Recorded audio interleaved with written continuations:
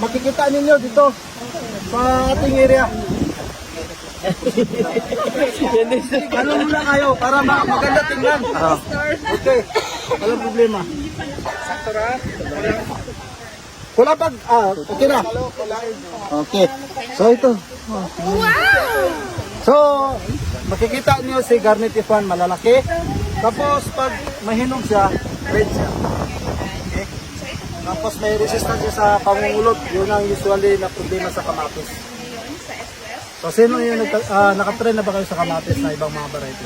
Meron siya. Kulot. Kulot talaga. Pero mapapansin niyo dito sa aming area, wala. Si Garnet, walang resistance sa kulot. Kahit magkaroon pa ng kulot, bibigay pa rin ng maraming bunga. So, Ang highland lang siya, no? Ang garlic. mid to highland elevation. Pero mas prepared siya sa highland. Highland. Sa highland, siguro mga aabot ng 70 days. 70 days from transplanting. From plus. Okay. 65 to 70 days.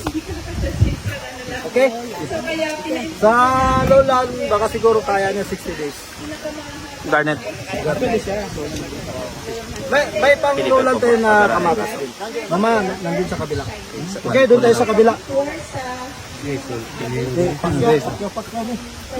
Pakyawan ni sir? Oh, hindi. Duro. Ano siya? Muna ang among jewel. So nice. Plum type siya. Kanang di siya bilog.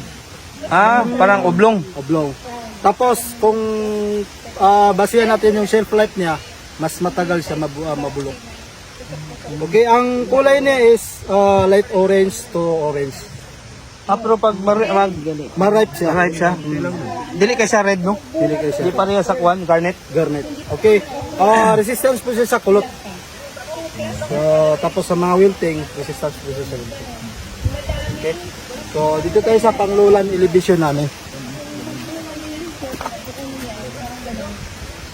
Ito nila, ito yung improve ni Diamante Max.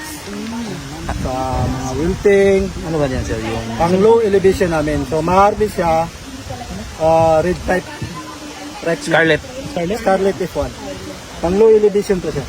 Malalaki yung bunga niya. Same siya sa ano, garnet, no? Yung ano? Yung, Same sa garnet. yung pag ma-ripe na siya at saka mature. Light orange to red. Okay. So, madali din itong ma-harvest. Mas 55 to 65 days. Early siya. Early maturing si Scarlet F1 natin. Okay, si Lava F1 natin. Ang panigang type din siya. Okay, kumbaga ginagawa sa hot paper. Kasi Lava, nagang kasi mga tagugbo.